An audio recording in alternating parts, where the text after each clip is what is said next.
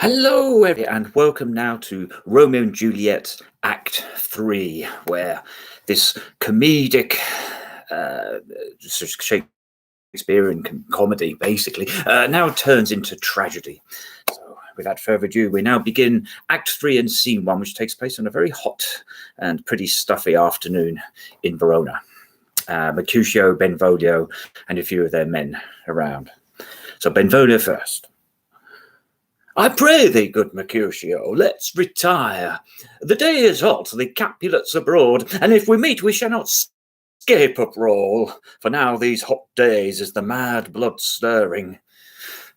Thou art like one of those fellows that when he enters the confines of a tavern, claps me his sword upon the table and says, God send me no need of thee.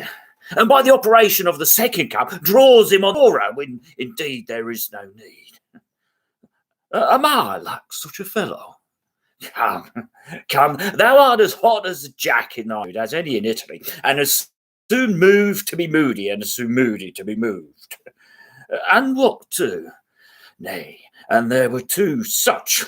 We should have none shortly, for one would kill the other. Why, thou wilt quarrel with a man that have a hair more or a hair less in his beard than thou hast. Thou wilt quarrel with a man for cracking nuts, having no other reason but because thou hast hazel eyes. What eye but such an eye would spy out such a quarrel? Thy head is as full of quarrels as an egg is full of meat, and yet thy head hath been beaten as an addle as an egg for quarrelling. Thou hast quarrelled with a man for coughing in the street, because he hath wakened that dog that hath lain asleep in the sun. Didst thou not fall out with a tailor for wearing his new doublet before Easter, with another for tying his new shoes with an old ribbon, and yet thou wilt tutor thee from quarrelling? And I was so apt to quarrel as thou art. Any man should pay the fee simple of my life for an hour and a quarter. The fee simple, oh simple. And to Tybalt, Petruchio, and others. Oh, by my head, here comes the Capulets. By my heel, I care not. Follow me close, for I will speak to them. Gentlemen, good in a word with one of you.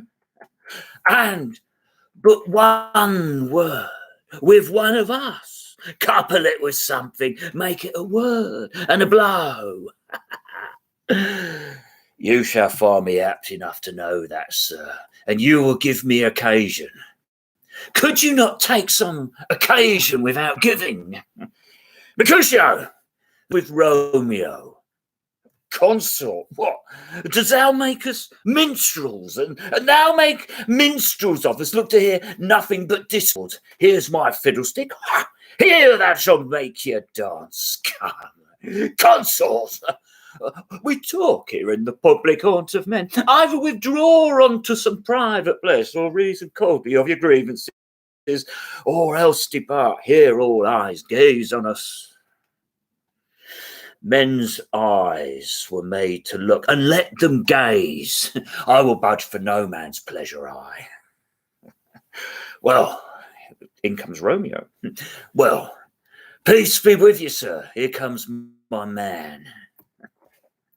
But I'll be hanged, sir, if he wear your livery. Marry, go before to field. He'll be your follower, your worship in that sense may call him man. Romeo, the love I bear thee can afford no better term than this. Thou art a villain. Oh, Tybalt, the reason that I have to love thee doth much excuse the appertaining rage to such a greeting. Villain am I none. Therefore, farewell, I see thou knowest me not. Boy! This shall not excuse the injuries that thou hast done me. Therefore, turn and draw. I do protest, I never injured thee, but love thee better than thou canst devise, till thou shalt know the reason of my love. And so, good Capulet, which name I tender as dearly as my own, be satisfied. Oh, come, dishonourable, vile submission. Tybalt, you rat catcher, will you walk? What wouldst thou have with me? good king of cats, nothing but one of your 9 lives that I mean to make bold withal, and as you shall use me hereafter, dry beat, the rest of the 8. Will you pluck your sword out of his pilcher by the ears? Make haste, lest mine be about your ears, ere it be out. I am for you. Now the fight. Gentle Mercutio, put thy rapier up. Come, sir, your passado. Ha ha! Draw, Benvolio, put down their weapons. Gentlemen, for shame forbear this outrage. Tybalt, Mercutio, the prince, have expressly forbidden bandying in Verona streets. Tybalt, oh, good Mercutio. Tybalt stabs Mercutio. Oh, I am hurt. A plague of both your houses, I am sped. Oh, is he gone and have nothing? What art thou hurt? I a scratch, Mary. 'Tis enough. Where's my page? Go, villain. Fetch a surgeon. Porridge man, the hurt cannot be much. No, 'tis not so deep a well, nor so wide as a church door, but 'tis enough. Serve. Ask for me tomorrow, and you shall find me a grave man. I am peppered, I wore it for this world. A plague of both your houses. A dog, a rat, a mouse, a cat, to scratch a man to death. A braggart, a rogue, a villain that vice by the book of arithmetic. Why the devil come ye between us? I was hurt under your arm. I thought all for the best. Oh, help me into some house, Benvolio, or I shall faint. A plague of both your houses. They have made worms meat of me. I have it. And soundly too. Your houses! Benvolio helps Mercutio out. Then Romeo. This gentleman, the prince's near ally, my very friend, have got his mortal hurt in my behalf. My reputation stained with Tybalt's slander. Tybalt, that an hour have been my cousin. Oh, sweet Juliet, thy beauty have made me effeminate, and in my temper soft and valour still. In comes Benvolio. Oh, Romeo, brave Mercutio is dead. That gallant spirit have aspired to the clouds, which too untimely here did scorn the earth. This day's black fate on more days doth depend. This but begins the woe, others must end. Enter Tybalt. Oh, here comes the furious Tybalt back again. He gone in triumph for Mercutio slain. Away to heaven, respective lenity and fire and fury be my conduct now. Now, Tybalt, take the villain back again, that late thou gavest me, for Mercutio's soul is but a little way above our heads, staying for thine to keep him company. Either thou, or I, or both must go with him. Thou wretched boy that didst consort him here, shout with him hence. This shall determine that. They fight. Tybalt, go! Tybalt dies. Romeo, away, begone, the citizens are up and Tybalt slain. Stand not amazed, the prince will doom thee death if thou art taken. Hence, begone away. Oh, I am fortune's fool. Why dost thou stay? Exit Romeo. Enter the citizens. Which way ran he that killed Mercutio? Tybalt that murderer, which way ran he? There lies that Tybalt. Oh, sir, go with me. I charge thee in the prince's name, obey. Enter the prince, old Montague, Capulet, their wives, and all. The prince. Where are the vile beginners of this fray? Oh, noble prince, I can discover all the unlucky manage of this fatal brawl. There lies the man slain by young Romeo that slew the kinsman, brave Mercutio. Oh, Tybalt, my cousin, oh, my brother's child, oh, prince, oh, cousin, husband, oh, the bloody spirit of my dear kinsman. Prince, as thou art true for blood of ours, shed blood of Montague. Oh, cousin. Benvolio, who began this bloody fray? Tybalt is slain, whom Romeo's hand did slay. Romeo that spoke him fair, bid him bethink how nice the quarrel was, and urge with all your high displeasure. All this uttereth with a gentle breath, calm look, knees humbly bowed, could not take truce with the unruly spleen of Tybalt, deaf to peace, but that he tilts with piercing steel at bold Mercutio's breast, who all as hot turns deadly point to point, and with a martial scorn with one hand beats, cold death aside, and with the other sends it back to Tybalt, whose dexterity retorts it. Oh, Romeo, he cries aloud, hold, friends, friends, part, and swifter than his tongue, his agile arm beats down their fatal points, and twixt them rushes underneath whose arm an envious thrust from Tybalt hit the life of stout Mercutio, and then Tybalt fled. But by and by comes back to Romeo, who had but nearly entertained revenge, and to they go like lightning, for ere I could draw to part them was stout Tybalt slain, and as he fell did Romeo turn and fly. This is the truth, or I'll let Benvolio die. He is a kinsman to the Montague. Affection makes him false, he speaks not true. Some 20 of them fought in this black strife, and all those 20 could but kill one life. I beg for justice, which thou, prince, must give. Romeo slew Tybalt, Romeo must not live. Romeo slew him, he slew Mercutio, who now the price of his dear blood doth owe. Not Romeo, prince, he was Mercutio's friend, his fault concludes but what the law should end, the life of Tybalt. And for that offence, immediately we do exile him hence. I have an interest in your heart's proceedings. My blood, for your rude brawls, doth lie a-bleeding. But I'll amerce you with so strong a fine that you shall will repent the loss of mine. It will be deaf to pleading and excuses, nor tears nor prayers shall purchase our abuses. Therefore use none. Let Romeo hence in haste, else, when he is found, that hour is his last. Bear hence this body and attend our will. Mercy but murders, pardoning those that kill. And the prince exits. Now, we come to Act 3, Scene 2. Now, Juliet is in a house and expecting some news from the nurse, maybe. Actually, no, she isn't this one. God, I moved it up now. That's earlier. No, this is Juliet now. She's actually so happy. She's just had her wedding day. And now, of course, her wedding night is coming up. So, Act 3, Scene 2. So, with Juliet alone, and forgive me for the accent here. Oh, gallop apace, you fiery-footed steeds, towards Phoebus' lodging, such a waggoner as Paeon would whip you to the west and bring in cloudy night immediately. Spread thy close curtain, love-performing night, that runaways' eyes may wink and Romeo leap to these arms and talk of an unseen. Lovers can see to do their amorous rites by their own beauties, or if love be blind, it best agrees with night. Oh, come, civil knight, thou sober-suited matron, all in black, and learn me how to lose a winning match, played for a pair of stainless maidenhoods.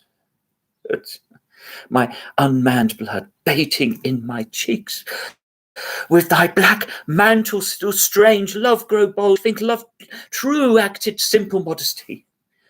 Come, night, come, Romeo, come thou day in night, for thou wilt lie upon the wings of night, whiter than new snow upon a raven's back. Come, gentle night, come, loving black-browed night, give me my Romeo, and when I shall die, take him and cut him out in little stars, and he will make the face of heaven so fine that all the world will be in love with night and pay no worship to the garish sun. Oh, I have bought a mansion of a love, but not possessed it, and though I am sold, not yet enjoyed, so tedious is this day as is the night before some festival to an impatient child that have new robes and rare not wear them. Oh, here comes my nurse. Now enter the nurse with the cords. And she brings news and every tongue that speaks, but Romeo's name speaks heavenly eloquence. Now, nurse, what news? What hast thou there? The cords that Romeo bids thee fetch? Aye, the cords. She drops the cords. Ay me, what news? Why dost thou wring thy hands? Oh, well a day, he's dead, he's dead, he's dead, we are undone, lady, we are undone. Alack the day, he's gone, he's killed, he's dead. Oh, courteous Tybalt, honest gentleman, the devil, I should live to see thee dead. What storm is this that blows so contrary? Is Romeo slaughtered, and is Tybalt dead, my dearest cousin, and my dearer lord? Then dreadful trumpet sound the general doom, for who is living if these two are gone? Tybalt is gone, and Romeo banished. Romeo that killed him, he is banished. Oh God, did Romeo's hand shed Tybalt's blood? It did, alas the day it did. Oh, serpent heart hid with a flowering face, did ever dragon keep so fair a cave? Beautiful tyrant, fiend angelical, doth feathered raven, wolfish ravened lamb, despised substance of divinest show, just opposite to what thou hast justly seems, the damned Satan, honourable villain. Oh, nature, what hast thou to do in hell when thou didst bow the spirit of a fiend, immortal paradise of such rich flesh? Was ever book containing such foul matters so fairly bound, or that deceit should dwell in such a gorgeous palace? There is no trust, no faith, no honesty in men, all perjured, all forsworn, all not, all dissemblers. Oh, where's my man? Oh, give me some aquavitae. These griefs, these woes, these sorrows make me old. Oh, shame come to Romeo. Blessed be thy tongue for such a wish. He was not born to shame. Upon his brow shame is ashamed to sit. For 'tis a throne where honour may be crowned, sole monarch of this universal earth. Oh, what a beast was I to chide at him! Will you speak well of him that killed your cousin? Shall I speak ill of him that is my husband? Oh, poor my lord, what tongue shall smooth thy name, when I, thy 3 hours wife, have mangled it? But wherefore, villain, didst thou kill my cousin? That villain cousin would have killed my husband. Back, foolish tears, back to your native spring. Your tributary dross belongs to a world which you, mistaking, offers up to joy. My husband lives that Tybalt would have slain, and Tybalt's dead that would have slain my husband. Oh, this is comfort, wherefore weep I then. Some word there was worse than Tybalt's death that murdered me. I would forget it fain, but oh, it presses to my memory like damned guilt in needs a sinner's mind. Tybalt is dead, and Romeo banished. That word, banished, that one word, banished, have slain 10,000 Tybalts. Tybalt's death was woe enough, it had ended there, or if sour woe delights in fellowship and needling would be ranked with sour griefs. But why followed not when she said, Tybalt's dead, thy father, or thy mother, nay, or both, which modern lamentation might have moved, but with a real word following Tybalt's death. Romeo is banished. To speak that word is father, mother, Tybalt, Romeo, Juliet, all slain, all dead. Romeo is banished. There is no end, no limit, measure bound in that word, death. No words than that woe sound. Where is my father and my mother nurse? Oh, weeping and wailing over Tybalt's corpse. Will you go to them? I will bring you thither. Wash they his wounds with tears. Mine shall be spent when there's a dry for Romeo's banishment. Take up those cords. Poor Rose, you are beguiled, for both you and I, for Romeo is exiled. He made you for a highway to my bed, but I, a maid, die maiden widowed. Come, cord, come, nurse. I'll to my wedding bed, and death, not Romeo, take my maidenhead. Oh, hie to your chamber. I'll find Romeo to comfort you. I wot well he is. Hark ye, your Romeo will be here at night. I'll to him. He is hid at Lawrence's cell. I'll find him. Give this ring to my true knight and bid him come to take his last farewell. Now we come to Act 3 and Scene 3, where Romeo meets Friar Lawrence. Romeo, come forth, thou fearful man. Affliction is enamoured of thy parts, and thou art wedded to calamity. Father, what news? What is the prince's doom? What sorrow craves acquaintances at my hand that I yet know not? Too familiar is my dear son with such sour company. I bring thee tidings of the prince's doom. What less than doomsday is the prince's doom? A gentler judgment vanished from his lips. Not body's death, but body's banishment. Banishment! Be merciful, say death, for exile hath more terror in his look, much more than death. Do not say banishment. Here from Verona art thou banished. Be patient, for the world is broad and wide. There is no world without Verona's walls, but purgatory, torture, hell itself. Hence, banish it is banished from the world, and world's exile is death. Then, banish it. Is death mistermed, calling death banished? Thou cutt'st my head off with a golden axe and smiles upon the stroke that murdered me. Oh, deadly sin! Oh, rude unthankfulness! Thy fault our law calls death, but the kind prince, taken thy part, have rushed aside the law and turned that black word death to banishment. This is dear mercy, and thou sees it not. 'Tis torture and not mercy. Heaven is here where Juliet lives, and every cat and dog and little mouse, every unworthy thing lives there in heaven and may look on her. But Romeo may not. More validity, more honourable state, more courtship lies in carrion flies than Romeo. They may seize on the white wonder of dear Juliet's hand and steal immortal blessings from her lips, who even in pure and vestal modesty still blushes, thinking their own kisses sin. This may flies do, when I come, where and I from this must fly. And sayest thou yet that exile is not death? But Romeo may not, he is banished, has, though no poison makes, no sharp ground knife, no sudden mean of death, though ne'er so mean, but banished to kill me, banished?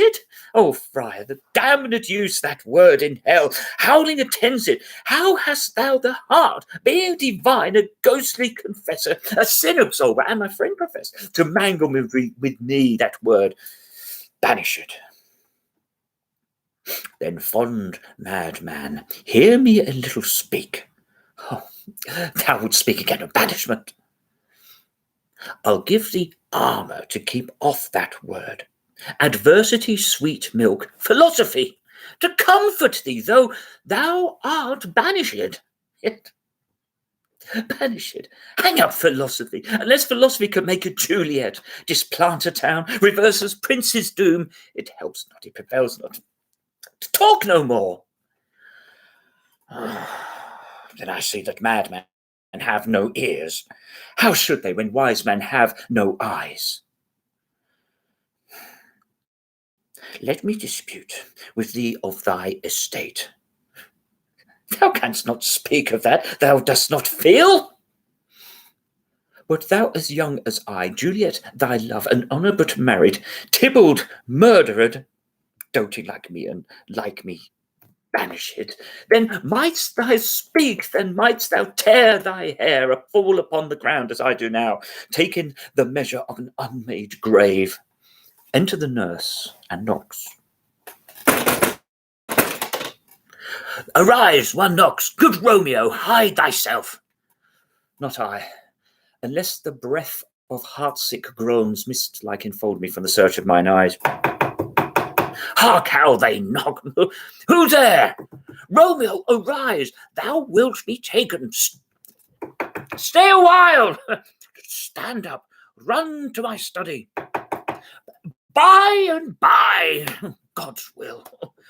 What simple's this? I come. Oh, who knocks so hard? Whence come you? What's your will?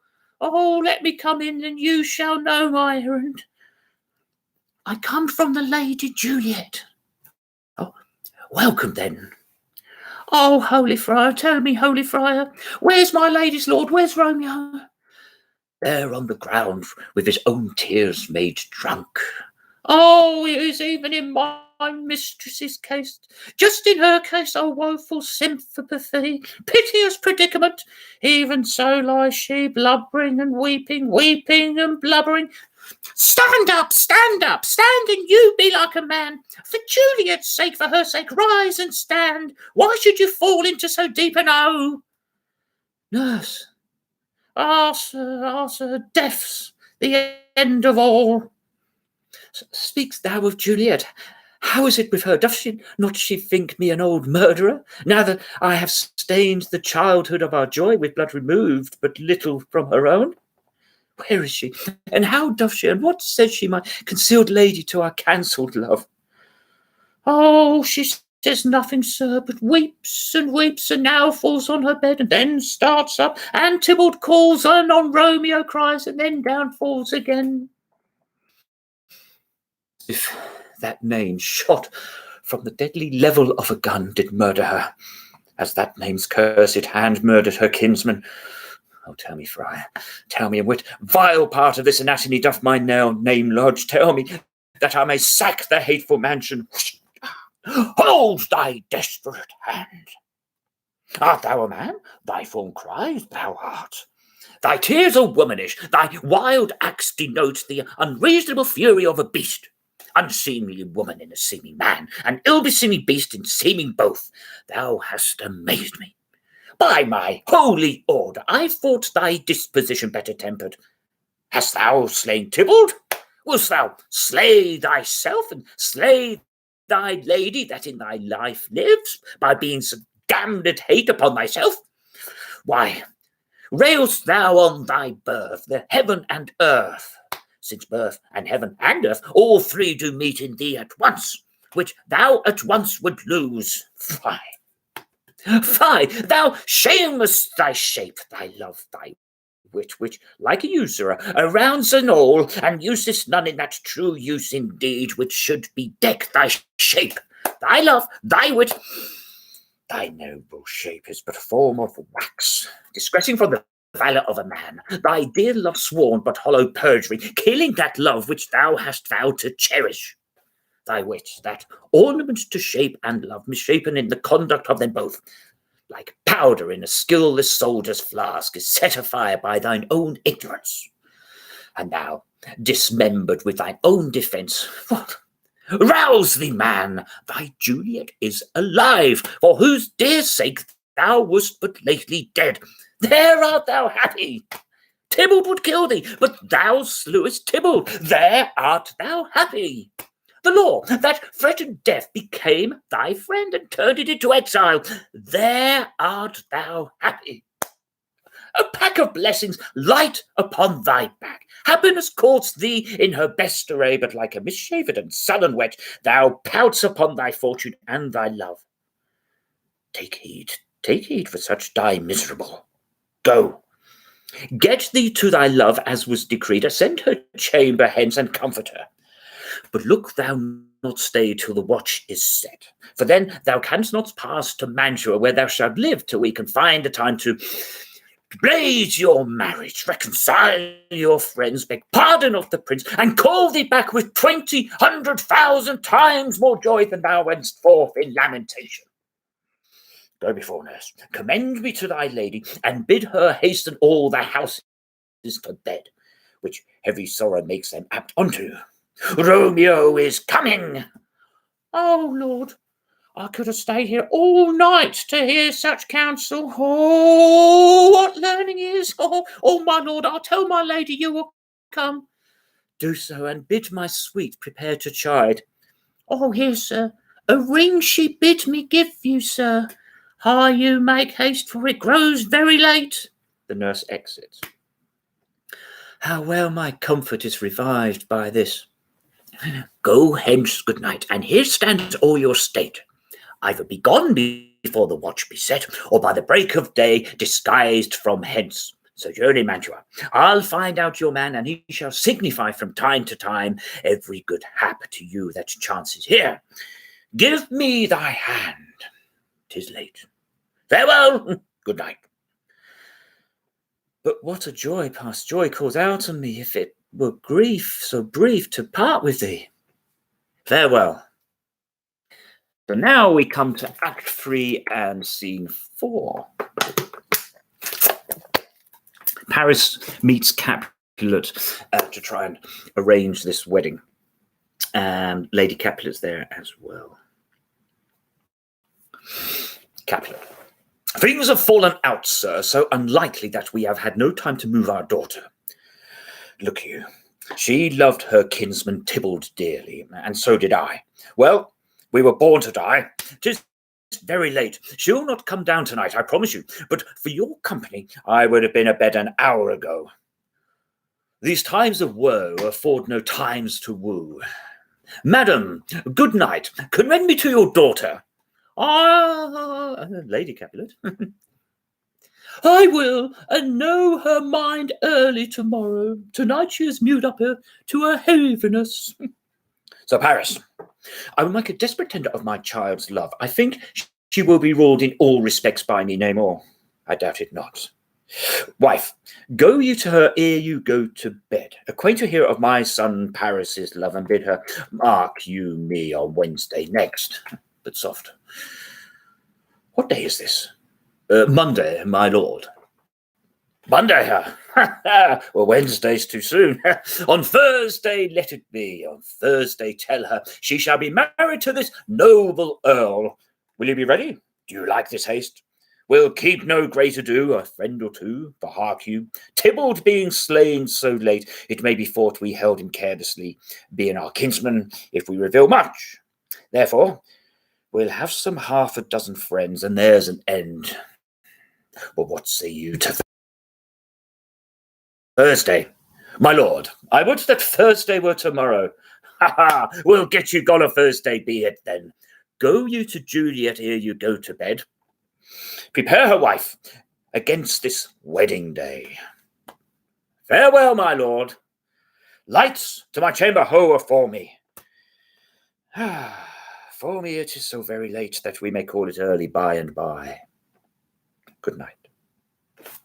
Nice short scene there. So now we come to Act 3 and Scene 5, and this is what is known as the morning after scene, where Juliet and Romeo have spent their night.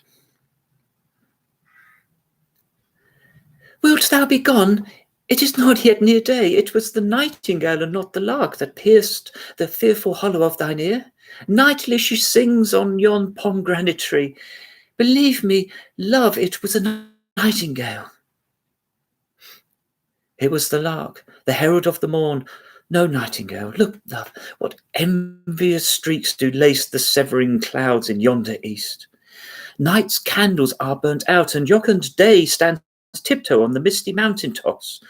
I must be gone and live or stay and die. Yon light is not daylight, I know it, I. It is some meteor that the sun exhales, to be to thee this night a torch-bearer, and light thee on thy way to Mantua. Therefore stay yet, thou needst not to be gone. Let me be taken, let me be put to death. I am content so, thou wilt have it so. I'll say yon grey is not the morning's eye, 'tis but the pale reflex of Cynthia's brow. Nor that is not the lark whose notes do beat the vaulty heavens so high above our heads. I have more care to say than will to go. Come, deaf, and welcome. Juliet wills it so. How is my soul? Let's talk. It is not day. It is. Hie hence, begone away. It is the lark that sings so out of tune, straining harsh discourses and unpleasing sharps. Some say the lark meets sweet divisions. This doth not so, for she divideth us. Some say the lark and lovet toad change his eyes. Oh, now I would they had changed voices too, since arm from arm that voices doth us affray, hunting thee hence with hands up to the day. Oh, now be gone, more light and light it grows. More light and light, more dark and dark our woes. In comes the nurse. Enters the nurse. Madam! Nurse! Your lady mother is coming to your chamber. The day is broke, be wary. Look about. The nurse leaves. Then window, let day in, and let life out. Farewell, farewell, one kiss, and I'll descend. Art thou gone so, love? Lord, thy husband, friend, I must hear from thee every day in the hour. For in a minute there are many days. Oh, by this count, I shall be much in years ere I again behold my Romeo. Farewell, I will omit no opportunity that may convey my greetings, love, to thee. Think'st thou we shall ever meet again? I doubt it not. And all these woes shall serve for sweet discourses in our time to come. Oh God, I have an ill-defining soul. Methinks I see thee now. Thou art so low, as one dead at the bottom of a tomb. Either my eyesight fails, or thou look'st pale. And trust me, love, in my eye, so do you. Dry sorrow drinks our blood. Adieu. Adieu. Romeo leaves. Oh, Fortune, Fortune, all men call thee fickle. If thou art fickle, what dost thou with him that is renowned for faith? Be fickle, Fortune, for then I hope thou wilt not keep him long. Send him back. Enter the mother. Oh, daughter, are you up? Who is that called? It is my lady, mother. Is she not down so late? Or up so early? What unaccustomed cause procures her hither? Why, how now, Juliet? Madam, I am not well. Evermore weeping for your cousin's death? What, wilt thou wash him from his grave with tears? And if thou couldst not make him live. Therefore have done. Some grief shows much of love, but much of grief shows still some want of wit. Yet let me weep for such feeling loss. Oh, so shall you feel the loss, but not the friend which you weep for. Feeling so the loss, I cannot choose but ever weep the friend. Well, girl, thou weepst not so much for his death as that the villain lives which slaughters him. What villain, madam? That same villain Romeo. Villain and he be many miles asunder. God pardon him, I do like with all my heart, and yet no man like he doth grieve my heart. That is because the traitor lives. Ay, madam, from the reach of these mine hands would none but I might venge my cousin's death. We will have vengeance for it, will thou not? Then weep no more. I'll send to one in Mantua, where that same banished runagate doth live. Shall give him such an unaccustomed dram that he shall soon keep Tybalt company, and then I hope thou wilt be satisfied. Indeed, I never shall be satisfied with Romeo till I behold him dead. Is my poor heart so for a kinsman vexed? Madam, if you could find out but a man to bear a poison, I would temper it, that Romeo should upon receipt thereof soon sleep on quiet. Oh, how my heart abhors to hear him named, and cannot come to him, to wreak the love which I bore my cousin upon his body that have slaughtered him. Find thou the means, and I'll find such a man. But now I'll tell thee joyful tidings, girl. And joy comes well in such a needy time. Well, what are they? Beseech your ladyship. Well, thou hast a careful father, child, one who, to put thee from thy heaviness, hath sorted out a sudden day of joy that thou expects not, nor I looked not for. Madam, in happy time, what day is this?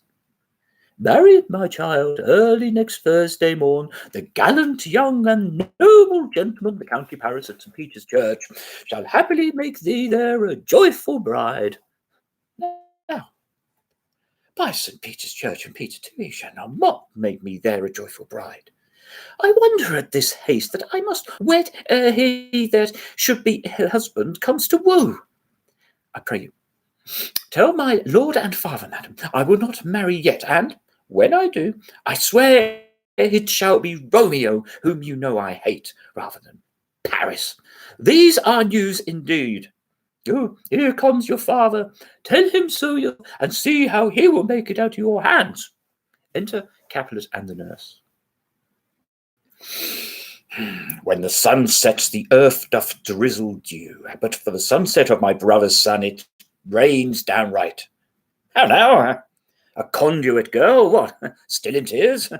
Evermore showering in one little body their counterfeits, a bark, a sea, a wind, for still thy eyes, which I may call the sea, do ebb and flow with tears. The bark thy body is, sailing in salt flood, the winds thy sighs, who raging with thy tears, and they with them, without a sudden calm, will overset the county Paris at St. Peter's Church. Thy tempest-tossed body, how now, wife, have you delivered to her our decree? Aye, sir, but she will none. She gives you thanks. I would the fool were married to her grave. Soft. Take me with you, wife. How? Will she? None. Does she not give us thanks? Is she not proud? Does she not count her blessed, unworthy that she is, that we have wrought so worthy a gentleman to be her bridegroom? Not proud you have, but thankful that you have. Proud that I never be of what I hate, but thankful even for hate, that is meant love. How now, chop logic. What is this? Proud, and I thank you not, and yet not proud, mistress minion you. Thank me no thankings, and proud me no prouds, but fettle your fine joints against Thursday next to go with Paris to St. Peter's Church, or I will drag thee on a hurdle tiver. Out, you green sickness Karen, out, you baggage, you tallow face. Oh, fie, what are you mad? Good father, I beseech you on my knees, hear me with patience, but to speak a word. Hang thee, young baggage, disobedient wretch. I'll tell thee what. Get thee to church on Thursday, or ne'er after look me in the face. Speak not, reply not, do not answer me. My fingers itch, wife. We scarce thought us blessed that God had lent us but this only child, for now I see this one is one too much, and that we have a curse in having her. Out on her, Hilding! Oh, God in heaven bless her. You are to blame, my lord, to rate her so. And why, my lady Wisdom, hold your tongue? Good prudence, smatter with your gossips go. I speak no treason. Oh, God give gooding. May not one speak? Peace, you mumbling fool, unto your gravity over a gossip's bowl, for here we need it not. Oh, you are too hot. Oh, God's bread, it makes me mad to answer. Oh, day and night, hour, tide, time, work, play, alone in company, still my care hath been to have her matched. And having now provided a gentleman of noble parentage, of fair domains, youthful and nobly allied, stuffed, as they say, with honourable parts, proportioned as one thought would wish a man, and then to have a wretched pulling fool, a whining mammet in her fortune's tender to answer, I'll not wed, I cannot love, I am too young, I pray you pardon me. But you will not wed. I'll pardon you. Graze where you will. You shall not house with me. Look to it, think unto it. I do not use to jest.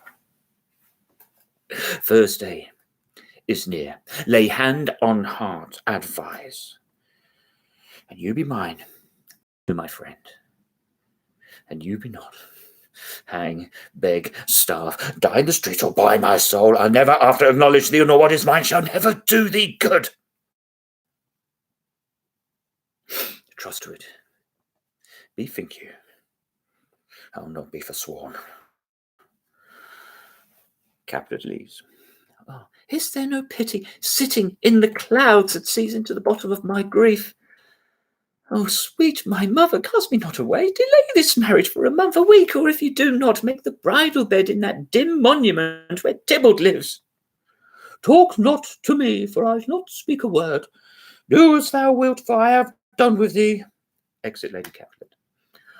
Oh God, oh nurse, how shall this be prevented? My husband is on earth, my faith in heaven. How shall that faith return again to earth unless that husband send it me from heaven by leaving earth?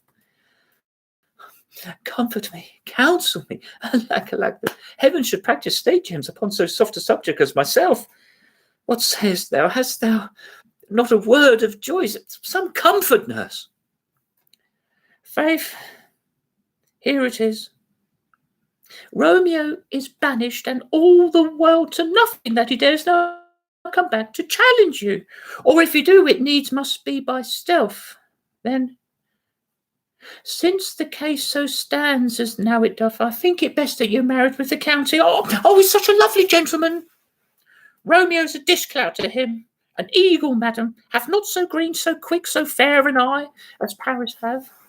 Beshrew my very heart, I think you are happy in this second match, for excelled your first, or if it did not, your first is dead, or 'twere as good he were as living here, and you no use of him. Speakest thou from the heart? And from my soul too, or else beshrew them both. Amen. What? Well, thou hast comforted me marvellous much. Go in and tell my lady I am gone, having displeased my father to Lawrence's cell, to make confession and to be absolved. But marry I will, and this is wisely done. Ancient damnations, O most wicked fiend! Is it more sin to wish me thus forsworn, or to dispraise my lord with that same tongue with whom she praised him with such above compare so many thousand times? Go, counsellor, thou and my bosom henceforth shall be twain. I'll to the friar to know his remedy. If all else fail, myself have power to die. And so that ends Act 3. Whoa, that's all I can say. Whoa. So now, tomorrow, join me at 2 o'clock, where we now come to Act 4. This is quite an interesting kind of act here. This is where poisons are liberally distributed, if you know what I mean. So, to find out more, join me tomorrow at 2 o'clock. And happy Shakespearing.